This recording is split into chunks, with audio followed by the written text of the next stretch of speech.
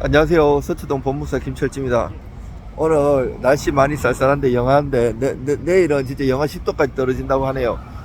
지금 그 준비서면 내로 그 서울중앙지방법원 안에 있는 우체국에 가고 있습니다. 보통 제가 이제 소송 처음에 이제 넣었을 때 전자를 했으면 전자로 넣어드리는데 본인이 넣거나 다른 법무사가 하느라 준비서면 일에 맡기면 종이로 내는 경우도 있어요. 준비서면 같은 경우 내는 그 기간의 제한은 없지만 보통은 변론기일 일주일 전에는 내는 게 좋아요. 보통 변호사님들 그 재판 전날이나 또 법정에 가져가갖고 내는 경우가 있는데 그걸 상당히 판사님들이 싫어해요. 저도 제가 당사자가 돼갖고 소송도 해보고 많은 손님들 소송도 해봤지만 그 소송하게 되면 마음이 정말 힘들고 간단한 거 이길 것을 예상하더라도 보통 쉬운 게 아니에요. 그 상황마다 괴롭고 번뇌가 있고 잠도 못 자는데 더군다나 재판 앞두고 걱정이 많이 되걸랑요. 근데 이거 재판에 전날 뛰고 오면 진짜 잠 못 잡니다. 답답해. 그리고 재판에 나와갖고 내는 경우도 있어요. 원래 그 변호사님들이 매일 재판이 나오는지만 그 일반인들이 재판 잘 모르잖아요. 그래서 많이 당황하게 되는 건데 적어도 일주일 전에는 재판 변론기일 일주일 전에는 준비서면을 내 가지고 충분히 숙지하고 올 수 있도록 해야 돼요. 준비서면은 처음에 원고가 소장 내면 상대방이 답변서 내걸랑요. 뭐 전체 부인하든지 그러면 그 이제 답변서의 청구 기각을 보통 구하는데 부인하면서 그러면 원고가 다 입증해야 돼요. 자, 이때 그 다음부터 원고가 피고든 소장 준비 답변서 그 다음부터 내는 게 준비서면인데 준비서면도 잘 내야 돼요. 그냥 상대방 내가 만약에 원고라고 하면 피고가 답변서 냈을 거 아니에요. 그 답변서에 대해서 조목조목 사실관계와 법리를 반박해 줘야 돼요. 대충 심파주로 써갖고는 안 되고요. 반대로 내가 피고라 그러면 처음에 상대방 소장에 대해서 답변을 하고 거기 간단히 답변한 다음에 이제 중요하게 준비서면을 작성해서 내면 되는 겁니다. 그 사실관계 부분에서 모순이나 있으면 그 사실관계를 조목조목 반박해주고 말싸움이라고 생각하시면 돼요. 그 다음에 증거가 있으면 증거를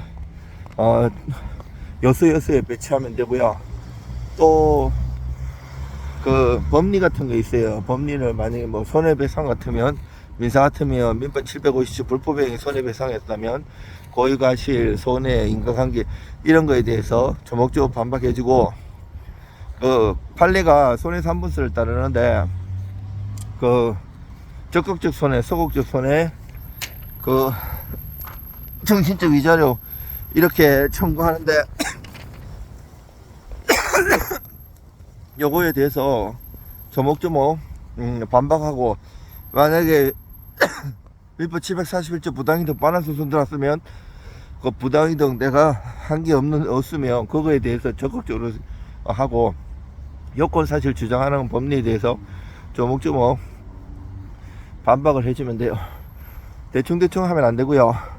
정말 성실성 있게 혼을 담아서 해야 돼요. 그 판사님도 늦게 지금 준비서면 내면 저 같은 경우 그 손님뿐 아니라 그 여러 관계자들 읽어보면 정말 감동 줄 정도로 정성을 홍원을 담아서 씁니다. 대충 책가지로 쓰는 게 아니고 판례, 조문, 법리, 사실관계 반박 이런 걸 해서 조목조목 요소에 해주고 저는 하나의 파독을 둔다고 생각해요. 재판이면 그 재판 수를 딱 생각해갖고 요번에는 더 공격할 수 있는데 요 정도 공격하고 상대방이 이쪽 이렇게 나오면 저렇게 반박한다는 것을 염두에 두고 소송에 임해요. 대충 안 하고 그렇게 전쟁처럼 해야 돼요. 증거도 한꺼번에 처음에 다 내면 안 돼요. 증거를 아껴놨다가 진짜 그 스모킹건 같은 경우는 나중에 탁 내가지고 상대방이 반박할 수 없게끔 당황스럽게 딱 해야 되고요. 재판 지연 끌려고 하는 그렇게 하는 게 아니고 작전을 잘 짜가지고 그때 내야 돼요. 변론 종결하면 증거 내도 참조 서면으로밖에 못 내기 때문에 도움 안 돼. 그래서 정성스럽게 잘 쓰셔야 돼요. 그 대충 해갖고는 안 되고. 여기 이제 서울중앙지방법원 우체국이 왔는데 지금 밖에 많이 추워요. 밖에 많이 춥고 근데 여러분들 경기도 많이 힘들고 어렵고 이렇지만 이런 시기에 소송까지 당하면 정말 황당하고 많이 힘듭니다. 변호사님 쓰면 좋지만 쓸 형편이 안 되고 이럴 때 법무사를 찾는데 법무사도 변호사들 이상으로 소송 투자 안 하는 분들도 많고 가격은 저렴하면서 합리적으로 잘하는 사람들이 많아요. 지금은 나홀로 소송이 70% 넘어요. 나홀로 소송이 70% 넘는다는 거는 그거를 진짜 개인이 한다는 게 아니고 법무사가 하면 나홀로 소송으로 잡히거든요. 많이 조력을 하고 서민들의 편에서 많이 조력하고 있는 것이 현실이에요. 그래서 그렇다고 막 돈을 하나도 안 쓰고 본인이 하게 되면 소송 기술상이나 여러 가지 쟁점파 그리고 공격 방어 방법이 부족해 가지고 이길 수 있는 건데 질 수도 있기 때문에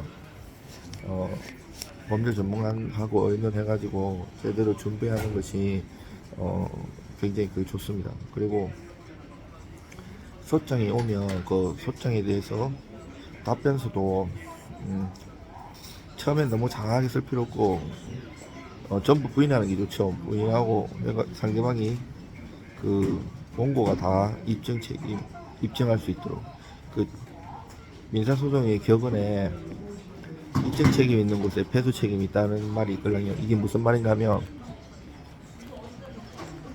입증 책임 있으면 입증을 해야 되는데 입증 못하면 패소하는데 입증하는 게 쉽지가 않습니다. 그래서 입증 책임을 전환하든지 반대로 상대방이 입증할 수 있게 하는 것이 부인이고 부인과 항변에 대해서 제가 유튜브에다 많이 올려놨는데 그런 것도 한번 공부하시는 것이 좋습니다. 그리고 소장도 이행해소, 확인해소, 형성해소 이렇게 있는데 이행해소는 내가 피고를 찍는 애가 피고가 되는 건데 굉장히 소송 종류도 많아요. 민법 750조 불법행위 손해배상 청구, 민법 741조 부당이득 반환 소송, 그리고 분묘 구리 소송, 건물 철거 소송, 명도 소송,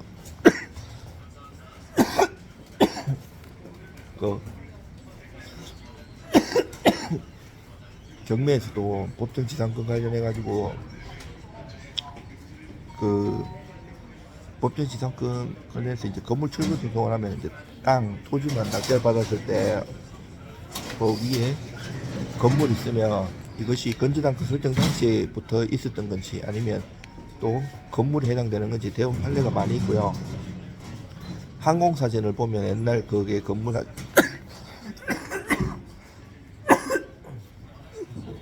죄송합니다.